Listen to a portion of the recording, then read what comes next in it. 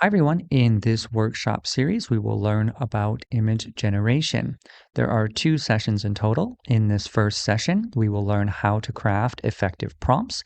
And in the second session, we will learn how to refine and edit the images that we have generated through our prompts so you can really get to the final vision that you had in your head when you initially set out to create your images. To start here, I'll introduce myself and the rest of the team that worked hard behind the scenes to get this workshop series together. So I'm Brent. I'm the founder of Quizio.ai, which is a team-based quiz platform for the K through 12 classroom. Essentially, it is a collaborative Kahoot that only requires one device for an entire classroom to play. Secondly, I recently graduated from the Learning Design and Technology program at Stanford in 2024.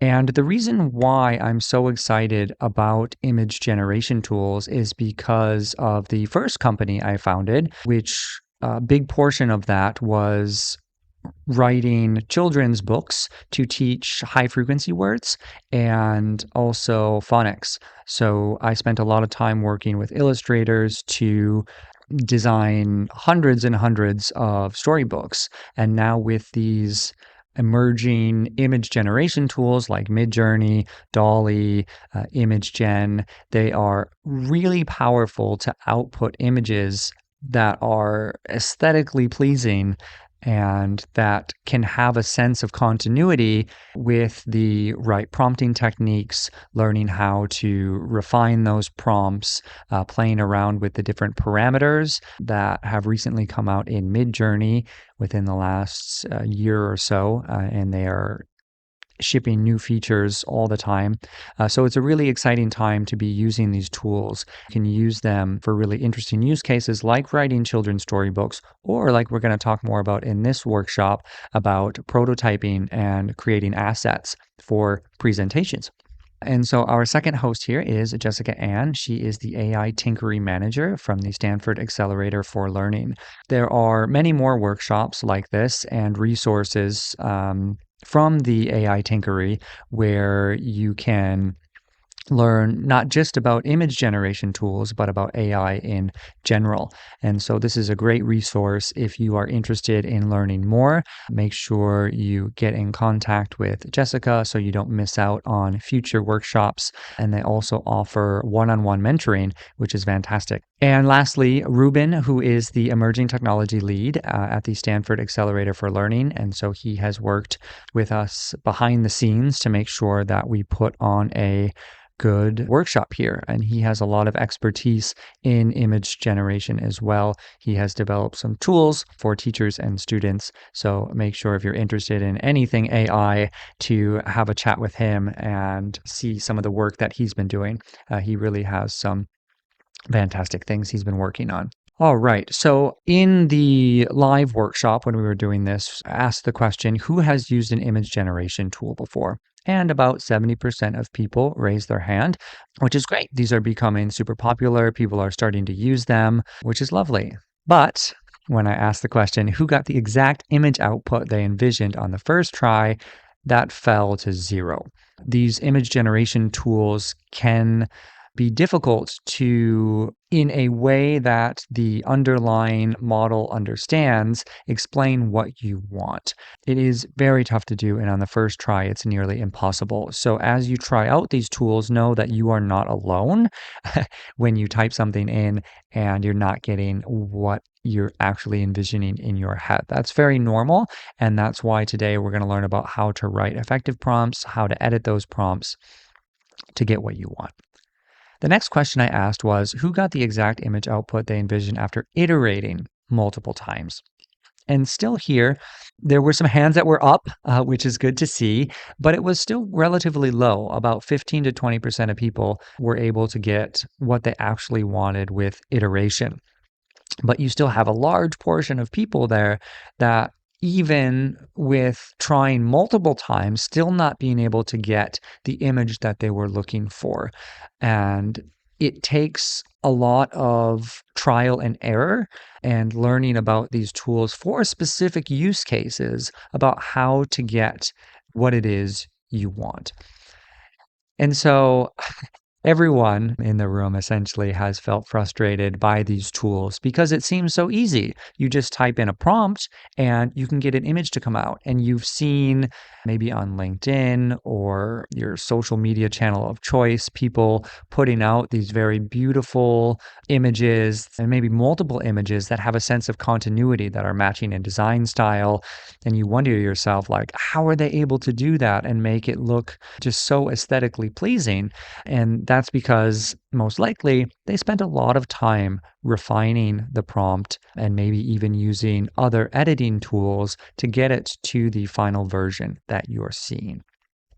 So, in this session today, we're really going to try to acquire the necessary knowledge and skills to get your envisioned image from any image generation tool, whether that be Midjourney, DALL-E, ImageGen, with minimal frustration. I'm not going to say it's not going to be frustrating because there'll be times where you're having something in your prompt that's affecting it in a way that maybe you didn't think, but hopefully you'll have the knowledge to refine the prompt to get what you want eventually.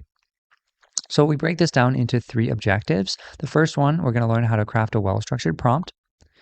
We're going to understand how to balance parameters to get your desired output. And we're going to talk a bit about recognizing bias in models so that you understand under the hood exactly what's going on. And it also helps you understand why the output is the output you're getting. So before we begin here, if you are watching this online, make sure to scan this QR code or go to this tiny URL here, and it's tinyurl.com/bkj Padlet. So you can pause the video here and open that. Go ahead and show you what that looks like. So it will bring you over to this page here, and it has a lot of resources for you. So the first link here is the Midjourney homepage. If you have a subscription to Midjourney, or if you're very serious about learning how to do image generation, this is, in my opinion, the current most powerful tool on the market today. However, Stanford does offer a free AI playground, which has 2 image generation tools that you can use for free with your SUNET ID, which is absolutely fantastic. You can use both DALL-E or ImageGen. I'll do a brief demonstration of how to use the AI playground. So at the top here, once you're all logged in with your SUNET ID, click this drop down, go to plugins. Once again, it's here. Azure OpenAI, click this drop down, click on plugins. You'll see that this changes here to none selected, and you can choose either DALL-E or the ImageGen. You can actually choose both, but it won't do anything. It will just use one. So we'll use DALL-E here, and you can go ahead and type in your prompt. So an image of a race car in the desert. And it will go ahead and generate that for you. This other resource here is the Midjourney documentation. We will go over some of the items in this workshop. However, not all of it. There is a lot using the website, your Midjourney account, talks about the web editor. There are videos, just lots of great resources here for you to learn more about the interface and how to get the most out of the tool. So that is a great resource. Here we also have a style reference guide, which we'll talk a little bit about that. And also we have an image generation handout here. So this has the information from the slides that we're going over today in a Word format.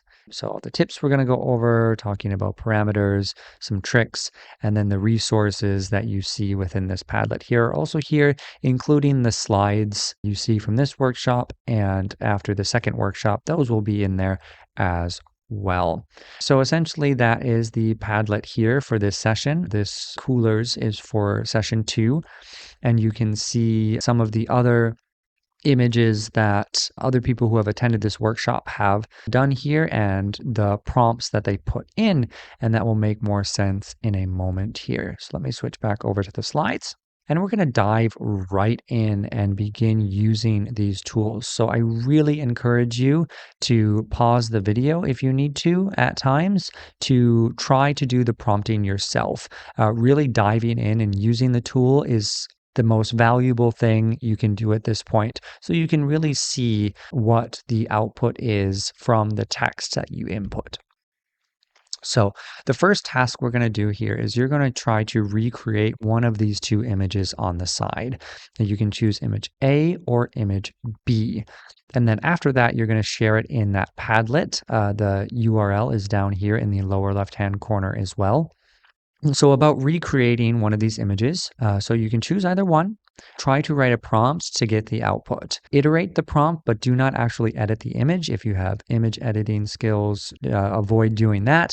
But just change your prompt. Change some words in the prompt, add some things to the prompt, delete some things from the prompt, and see how that changes the output. And try to find if you can make one of these two images or not. You can also, if you are using Midjourney, to explore the parameter tools, which I will show you briefly where those are. So if you hit this drop down here in Midjourney, you have some parameters here, such as stylization, weirdness, and variety, which you can play around with these bars. And if you want to know more about them, you can also hover over them if that's something you're interested in doing. So go ahead, lastly, and sharing in the group. So if you feel comfortable, share in the Padlet, this link down here. And to do that, it's quite simple. You hit this purple button here, and you can go ahead and upload a file and then paste your prompt in this here, and then you hit this publish button and it will appear here. And one last caveat, the A image should be easier to generate than the B, and we will talk about why. So go ahead, pause the video, try to recreate one of these images. Great. So I'm hoping you were able to get close to the output.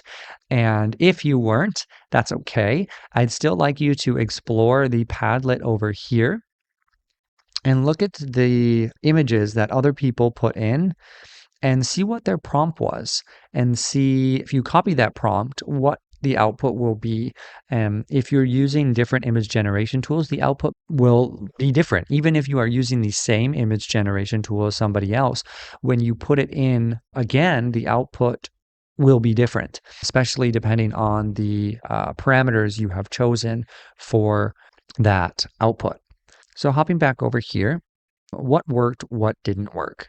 So a few things that people mentioned, especially about the Donald Duck, is some people tried to add in Donald Duck and it did not get the desired output. Actually, the model completely refused to create the image because some of the models, not all of them, have copyright restrictions in place and they won't recreate any character that is copyrighted or even the likeness of famous people. However, these models are not foolproof, and sometimes things fall through the cracks. And this is why there has been a lot of debate about making sure to slow down the development of AI to ensure that safety nets are in place. For example, some people wrote Donald Duck and got Donald Duck, like this one here. You can clearly see there's Donald Duck in there. However, there are ways to even get around this. You can say a photorealistic image of a cartoon character duck wearing a blue top with a red bow tie that has two white buttons on it.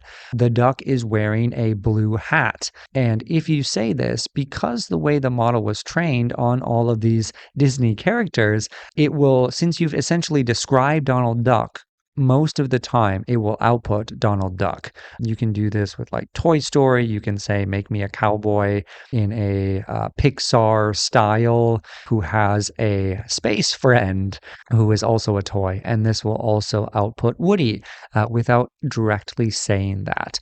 So that's really something important to know about these models, especially if you are in the education space and your students are using them, is that even though models might say they're safe and they don't have any explicit content, if students are clever enough, they may find ways around the safety nets to have it output potentially explicit material. So we're going to go ahead and head back over to the slides here and take a look at what the original prompts were. So you can go ahead and pause the video if you like, if you want to read and see what exactly was there.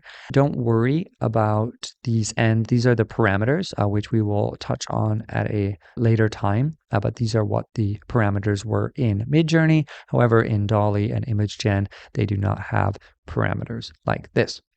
All right, so now we're going to go ahead and go over text prompting and just some general information about it.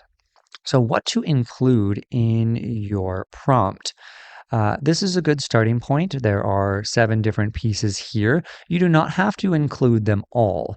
However, it's a good idea to be more specific if you have something like a strong vision in your mind. However, that is not to say that you can't start out simple just with a subject and then expand your prompt iteratively by, after putting the subject in, then adding a medium, then adding a setting, and see how, as you're building your prompt, how adding these specific words are affecting the prompt.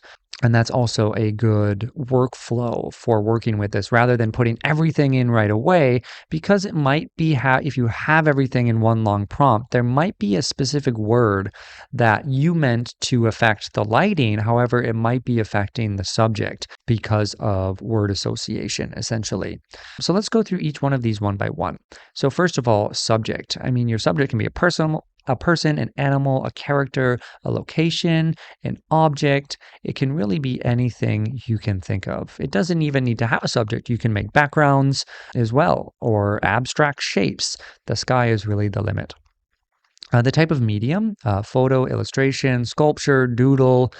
And one thing that I find really powerful is to include the name of an artist, because they often have a particular style. And if that's what you have in your mind, you can name that artist and the model most likely will know who that artist is. If you want to get even more specific, you can include the artist and a piece of art by them to really have whatever it is you want to create, like in that style. So if you really like Starry Night by Van Gogh, you can put that in there and you could create an elephant in the style of Van Gogh, such as his work Starry Night. The next one here, setting. It could be indoors, on the moon, underwater, in the city. One thing that's also useful is saying a time period with setting. Remember, not only the place, but also the time, which can really affect the output. So for example, you can say a realistic photograph of something from 1952. And it will it understands this very well when you add in a year. Or you can even say like an illustration style from some year, and it will get you that, or cinematic style from 1920, and it will really give you a particular feel for your entire image. Lighting is also very important, and here are some words that you can use there. On the note of like lighting, composition, and all of these, in fact, within the handout that you can get to from the Padlet once again, you have this here. Additionally, there is even more options to choose from here if you want inspiration, especially for like medium. You can do stained glass, like we really have some interesting outputs, engravings, pencil sketches, mosaic, and there are just so many different mediums you can do. But hopefully this will help inspire you to really get some interesting outputs from your images, everything from the lighting, the color, the mood. And then also I have included artists in various styles. So artists for painting, graffiti, photography, sculpting, cartoons, and you can go ahead and add these in to your prompts and get some really cool outputs. So hopping over color. Color is an interesting thing to work with in these image generation tools. Using more generalized terms like vibrant, muted, bright works really well. Trying to get a specific color can be challenging. However, Midjourney has been rolling out some features to make this better and better and less frustrating. And we'll talk about in session 2 how we can use a color palette by giving it an image to base the colors off of. Next, we have mood here. How does your image want to feel? Is it calm? Is it energetic? Etc. And lastly, the composition. This is really important for how you want to view it. Because oftentimes, all the time actually, if you're not including any one of these pieces in your prompt, Midjourney is just choosing one, or DALL-E is just choosing one for you. So if you say a headshot, it knows, okay, it should be a headshot. If you don't do that, it might give you a full body shot. And the reason why it's doing that is it's simply guessing because you didn't give it the information that it needs. That being said, sometimes when you explicitly say, hey, I want a headshot of someone, it doesn't give you a headshot. But we'll talk about in session 2 how you can refine and edit things to really get what you want. Awesome. So these are 7 of the things that you can include in your prompts. So I want you to go ahead and try it. Go back to this here and try to change your prompt to get it closer to one of these 2 images, whatever one you are trying to do, and look back here to include these items in there to get that output. So go ahead, pause the video, and have a try. Great. Before moving on here, I'd like to give a word of caution. Tools such as Midjourney or DALL-E have to fill in the blanks if you do not include certain things within your prompt. And mentioned this a bit before when we talked about the 7 items such as lighting, composition that you should include when you are prompting, because every image essentially needs these specifications for the image to be created. Every image has a style. It might be a hyper-realistic photo, it could be a doodle, a cartoon, and it can get more and more specific than that. And the more specific you get, the less work these models have to do to fill in those blanks. And if you aren't specific enough, it will result in bias. And this comes in many forms. It could be gender, age, stereotypes, etc. We're going to take a look at 2 of those to make it less abstract: gender and stereotypes. So starting with gender here, one thing that you will find is very stereotypical is professions. So I'll hop over to Midjourney here, and you can see here when I type in a nurse, it's all women. And this is because the model has been trained on more images of women as nurses. Therefore, the outputs will be more likely to be a woman if you do not specify. So if you were to say a male nurse, most likely you would get that correct output. But you can see here that Midjourney is filling in the blanks. You mentioned nothing about a woman. You mentioned nothing about the age of the woman, the race of the woman, etc. So let's hop back over here. Things are also male biased. So a realistic photo of a close-up of the CEO in an office building, even if you put the word person in here, it would come up with all males. And here we also have lighter skin tone males as well. So you can see the biases in these models here. It's important to specify to really get what it is you are looking for. And also, if you are in the education space, informing the students about these biases within the models. So the second one we're going to talk about is stereotypes. Traditional clothing for different ethnicities. So I typed in the prompt, a Tanzanian man, up here, and you can see that every image of this man is wearing traditional Tanzanian clothing. If you go into the city in Tanzania in today's world, you're not going to see, if anyone, dressed like this. And so that's something to be wary of, is that these outputs will be like this, and it just veers towards traditional outfits for different ethnicities.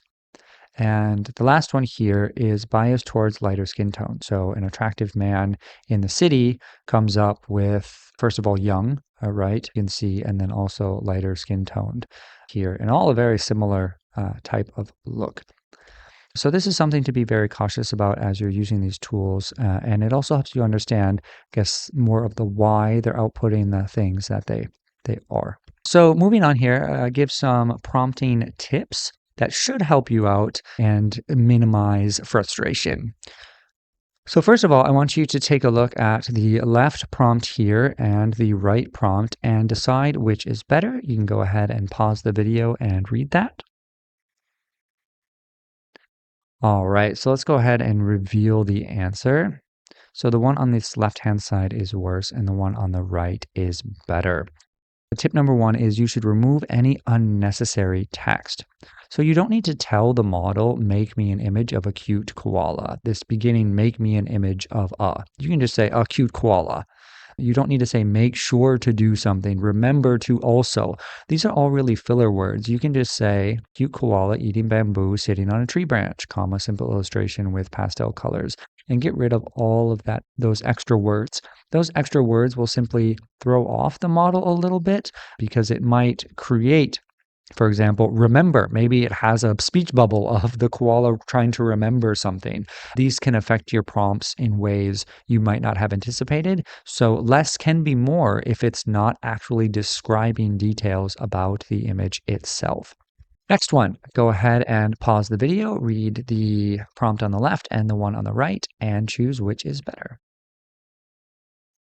All right, so we will reveal here. So the one on the right is better here.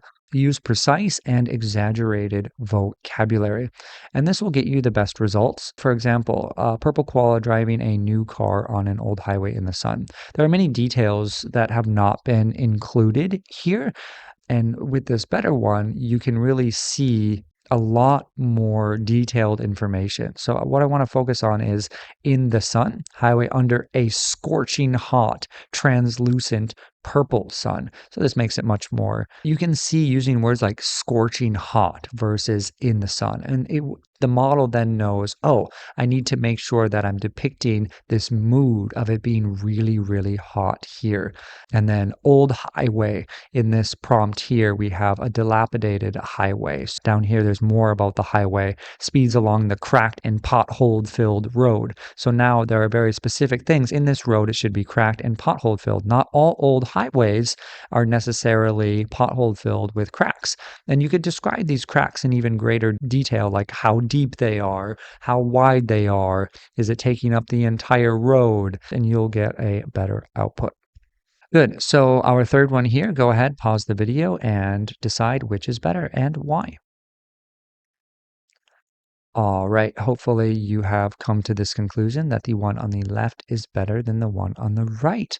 Focus on what to include, not exclude. This one was a little tricky. There was one small thing, a bowl of cat milk, but with no cats walking around. And the one on the left here just said a bowl of milk, but there was no mention of cats at all. Oftentimes, whatever you put in here, even if you say, don't do that, it's like a naughty child and it will ensure that it in fact does the thing you said not to do. So it's really important to include the things you want, but do not include the things you don't want, and you'll get much better output. There is a parameter in Midjourney that works okay. It's a -- no, and then you can say what you don't want, and it does an okay job of not including those things. But let's think of another example here. So imagine you want an image of the sky without the sun in it. So you don't want to mention the sun at all. You could mention things that are in the sky and try to be as detailed about it as you can, saying things like an image of the bright blue sky with 3 puffy clouds, an eagle flying through the clouds, and something like this, just with no mention of that sun. All right. So those are the tips there. And now we're going to move on to an overview of image prompting. And this is different than text prompting. We're using images to create the prompt for us. So there are 3 types. There is a character image prompt, a style image prompt, and a prompt image prompt. And each one of these has a different weight of how much it is affecting the output.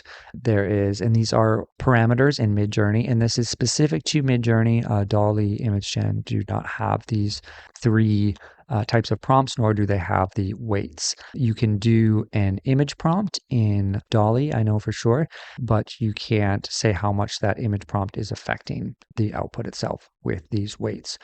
So let's go ahead and take a look at these and how they are used.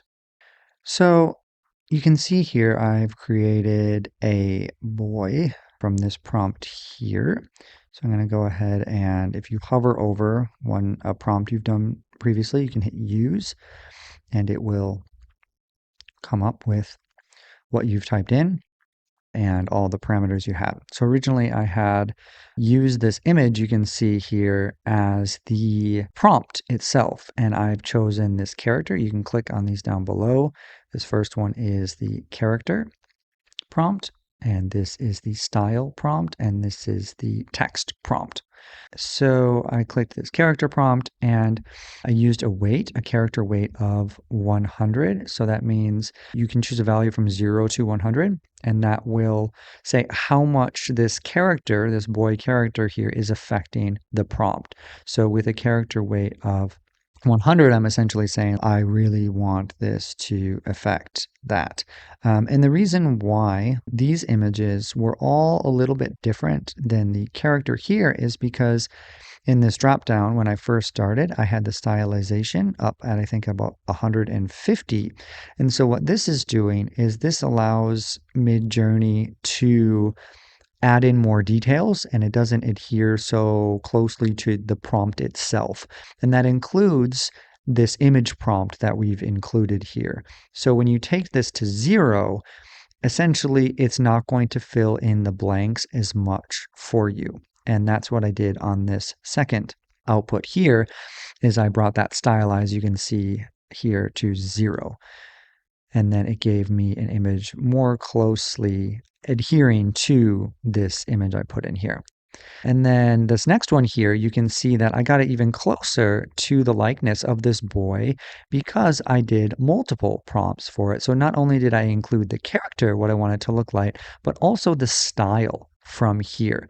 And that in style of this kind of almost this 3D version of the boy, and you can see especially the background really changed in terms of matching the style of this boy. You can see the background here is it was actually an image of a real forest, like a realistic type photo. So combining these two image prompts, the style and the character, it can be really powerful to get more consistent images. And so to choose both, you just have to hold down, Shift on your keyboard. So let me go ahead and get that boy back. Can I drag this? Yes. So you can just drag any image in here and it will put that in there. So you just hit Shift on your keyboard and you can select both of those. And that's how I was able to get such a likeness in terms of style and the character itself to this. So you can see he's still wearing that red shirt, the yellow pants, eyes are the same. He's wearing that hat, same hair color, same hairstyle, which is great. So in this next one up here, I started changing his clothes a little bit. So let me go ahead and change so you can see my parameters here. So this one here I tried to get it to change to a girl. But you can see I had chosen both the character and the style. And so it's really trying to, even though I've said a girl, it's still outputting the same boy character. It listened to update the shirt color change in the pant and changing the color of the baseball cap, but it did not change the character itself. It's still the same character from down here. And that's because you have to make sure to click off the character reference to get that. So in this next one here, I updated that. I'll click this so we can see it over here. And you can see that by only including the style reference, I was able to get a similar style of another character that I could add into my story. And so lastly, I'd like to touch on the image prompt. So I'll use this one here.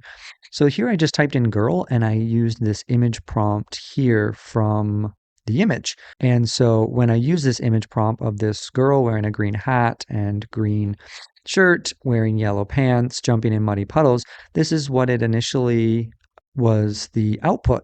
So it got a lot of it. It didn't do anything. You can see the style is very different now.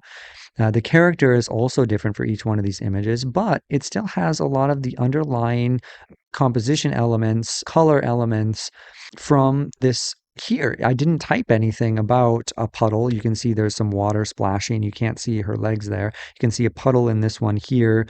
She's still wearing that green shirt. In one of them, she has a cap on. The colors have changed a little bit.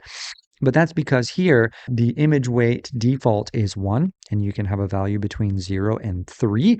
And so here I've included in this last one where it starts to get even closer to our original image because I included an image weight of 3. And you can adjust around with this and it will be closer and closer to this. Or if you were to give it like a 0.2, it would just take some elements from this. And so a lot of getting the output you want is like trying to adjust these values to see how it will change the image if you gave it an image weight of 2 versus an image weight of 3, or if you did the style plus the image prompt and really balancing them out. And sometimes it's just chance of what you're getting because really under the hood, these models are probabilistic. Great. So let's jump back into the slides here. So that was a little bit about the image prompting and for character style and the text prompt itself, and then the weights you can include for those and how that affects it a little bit. It's once again, it's really fun to play around with these parameters and playing around with this type of prompting via images. And it's something I highly recommend spending some time with. And if you want to know more about the weights here and the values you can put in, you can always refer to the handout.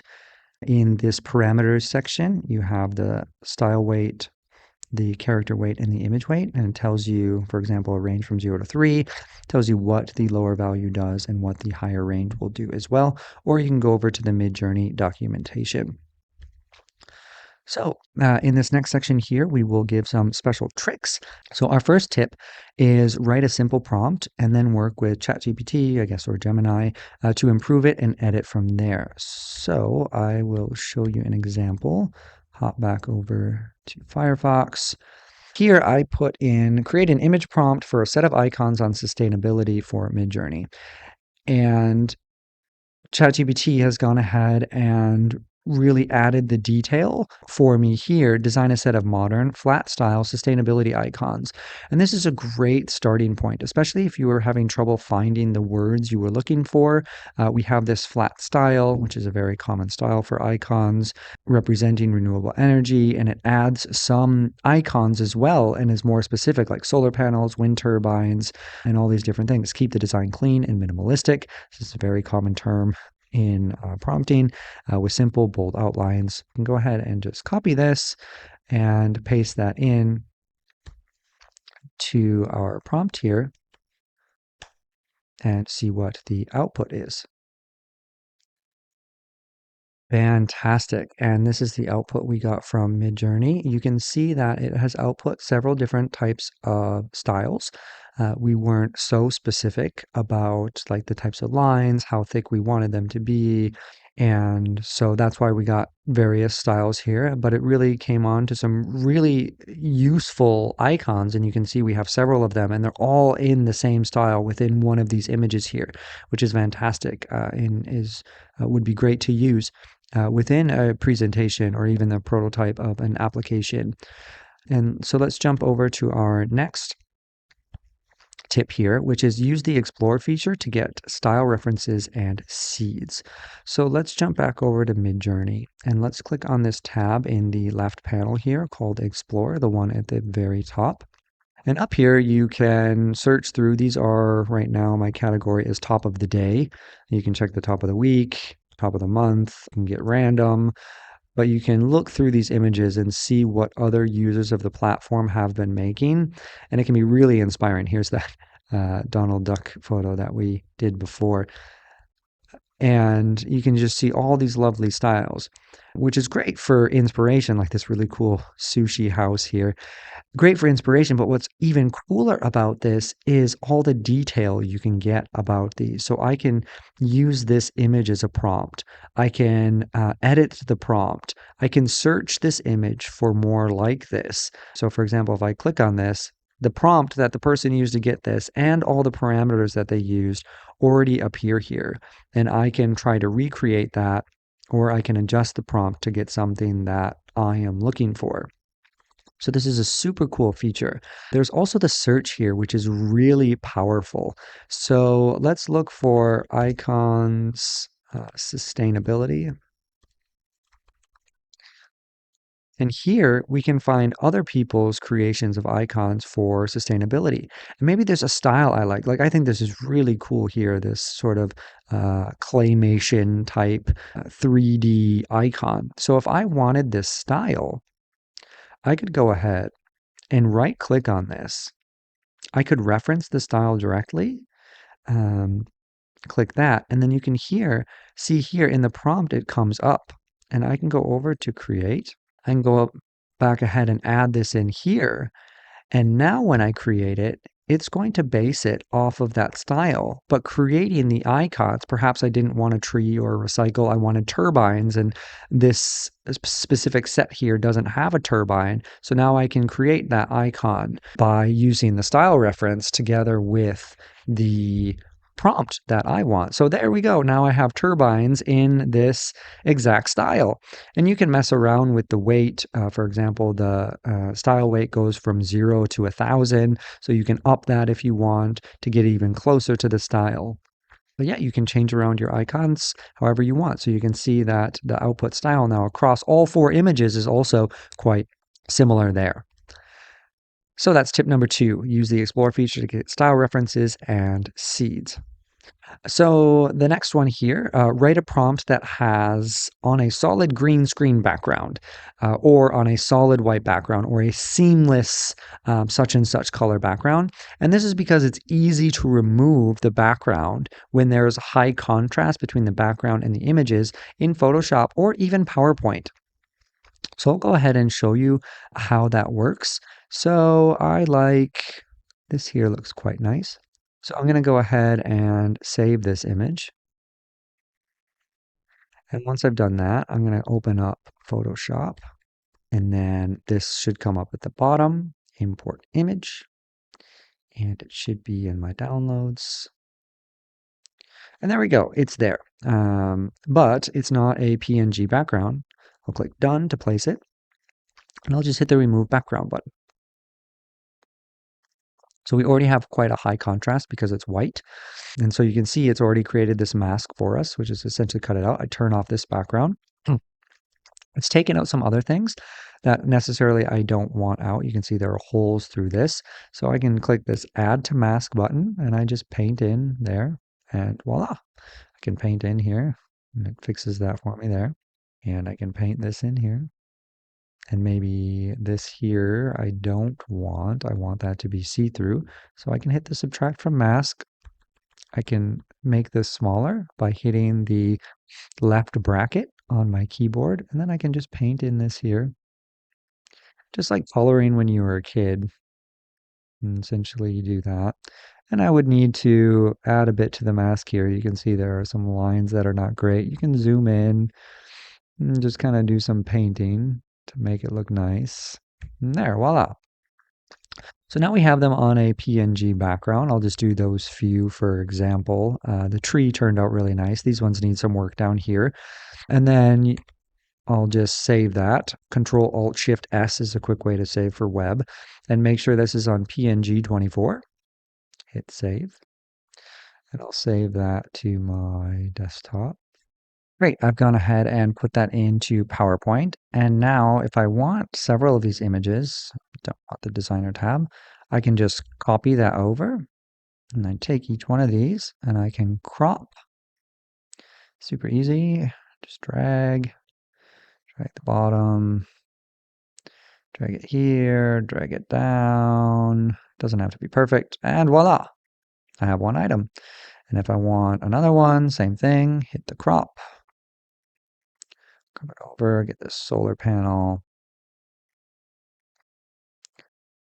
And done and done. Takes 2 seconds.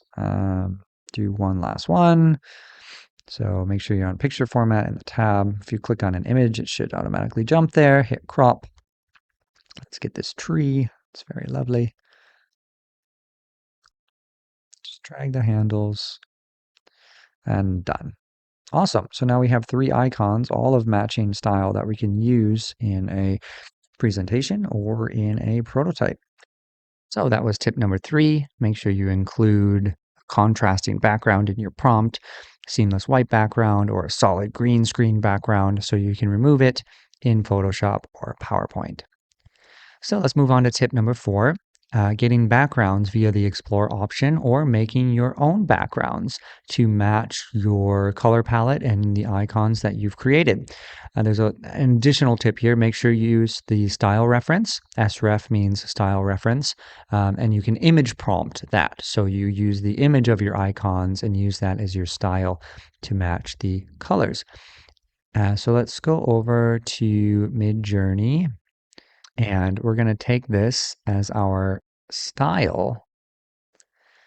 And so right here, it's on image prompt. We want that. We don't want that. We want the style reference. And we're going to say a seamless green, let's do light green gradient background for a slide deck. And one thing that's really important about this here is another parameter, which is AR, which stands for aspect ratio. The typical aspect ratio of a slide deck for PowerPoint is 16:9. So you just do -- AR 16:9. So once again, we have this clicked as our style prompt and see what it gives us. Awesome. So you can see it's created these really nice, like created the lighting for us in here too as well. You can see that it really matches this theme, especially these colors, this green here from these icons. It also has some of that 3D feel for it. And if you like one of these, you can also start using these as your style reference. So we can do this as a style reference. And we could do this as a style reference together and use our same prompt here, seamless light green background, gradient, solid color background for slide deck. And let's try this and see what the output is. Great. So you can see here, I've gone ahead and used this as the style prompt for using both images, and the output we get. And I did it several times, just messing around with the parameters, the style weight here, how much it was affecting. Here I'm only using the style, and then I'm using style and character. And then what's really interesting, what you can do, and what's not so intuitive, is that you can change and only use the character reference. And actually that keeps a lot of the color palette for whatever it is, whatever image you're using as the reference image. So you can do that with your icons, or if your icons created something else that you like, you'll get a greater variety of kind of backgrounds that you can use. So these are really cool that you could use in your presentation that would match the color scheme of the icons that you are making. So let's head back into the presentation here and go on to our last and final tip here. The Explore feature can help you brainstorm prototypes and branding. So you can do this in Midjourney, which I love doing, which we looked at briefly, is that you can search for anything. So like mood board. And I can see all these different mood boards here, and I can use these images as prompts to create whatever I want to. And you can be really detailed in these searches. Like I can say pink modern mood board, and I'll get all of these to come up and see a style that I like in here. And you can look up some other things as well, like modern app design mockup, if you're looking for inspiration or want to see how they created something like this here. Like, wow, how did they do that? Oh, I can click on this text here and look, I can see it. Or I can click on the image itself and I can see it here as well. Or another example here, bright color palette, if I wanted that. And we'll talk more about color palettes in the next session. Look at this. Fantastic. And you can use all of these as prompts. So that is the fifth and final tip here, exploring that there. And once again, you don't have to do that in Midjourney. You can do it in Google if you want. You can take images over from Google or MSN or your search engine of choice to find images. Awesome. So the last task that I hope you sit down and take time to do is make your own icon set and then make or find a background to match that. So remember the tips that we talked about, doing a simple prompt and then working with a text generation tool like ChatGPT to really flesh that out, using the style reference or a seed, or try to remove the background and then try to remove the background and crop each one of these individual icons there so you can actually use it. And then you can also work on try to adjust those parameters as needed, such as the style weight, the character weight, etc.